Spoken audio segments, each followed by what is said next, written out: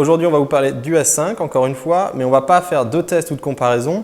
Je vais vous montrer quelques trucs et astuces que vous ne connaissez pas forcément, qui vont vous permettre d'utiliser ce téléphone au mieux. On y va. Alors, je ne vais pas vous parler des gestes, du multifenêtre ou de Smart Screen qui permet de faire défiler l'écran en suivant le regard de l'utilisateur. On connaît toutes ces fonctions depuis au moins le S4. Je vais vous parler de choses que vous connaissez probablement moins bien, qui sont méconnues sur le S5. Alors, tout d'abord, on va aller dans les options d'affichage, tout simplement. Et ici, vous connaissez la sensibilité tactile ou pas.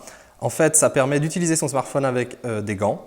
Je n'ai pas de gants, je ne vais pas vous montrer, mais vous savez peut-être pas que ça fonctionne également avec un crayon. Ça dépendra des crayons, on a plus ou moins de succès. Alors, on va poursuivre avec le mode économie d'énergie. Alors, dans les options système, ici, vous connaissez le mode ultra, on vous l'a déjà montré en fait. On l'a comparé avec celui du M8. On a un autre mode qui permet de mettre en noir et blanc tout l'appareil.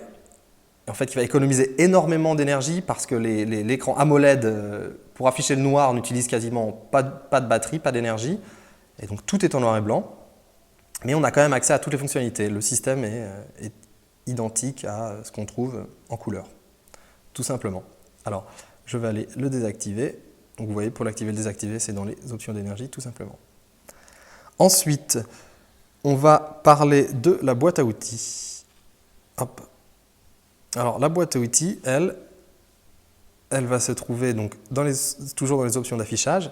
Ça, c'est assez pratique. Si on l'active, on se retrouve avec, vous voyez, un petit menu comme ça, qu'on peut mettre où on veut, à la manière de Chatheads de Facebook. Et on peut accéder à l'appareil photo, à la calculatrice, comme on a envie, en fait, à partir de ce menu.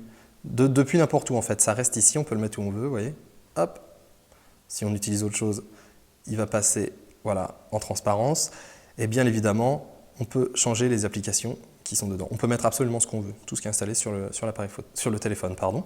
Il existe également l'opération à une main, qu'on trouve dans le menu de son et d'affichage et qui permet, comme sur le S4, lorsqu'on l'active, en fait, en faisant un aller-retour comme ceci, de passer du plein écran à un plus petit écran qui permet d'être utilisé avec le pouce comme ceci en fait. Voyez, ça peut s'avérer assez pratique dans certaines situations où on ne peut vraiment pas utiliser sa deuxième main. On va passer au raccourci clavier. Alors ça, c'est plutôt pas mal. En fait, donc, dans les options de langue et saisie, on va aller sur le clavier Samsung. Et là, on va pouvoir aller dans l'option Mes raccourcis. Alors ici, je peux entrer, par exemple, la touche 4. On va entrer, excusez-moi, je vais entrer Android Pit,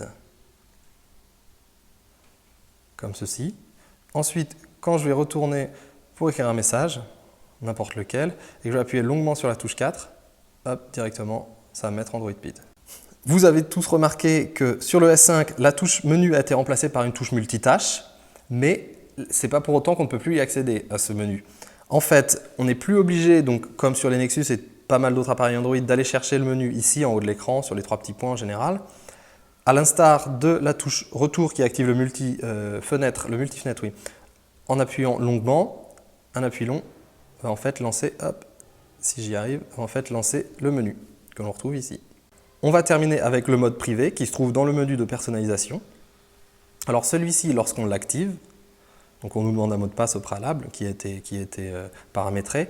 Lorsqu'on l'active, beaucoup de choses que l'on a paramétrées en privé ne vont pas être accessibles à n'importe qui sans ce mot de passe. Si par exemple je vais vous montrer dans la galerie, hop, comme ceci, et que je décide que telle photo, par exemple, doit être en mode privé, vous voyez, là je la sélectionne, dans le menu en fait, supprimer de privé.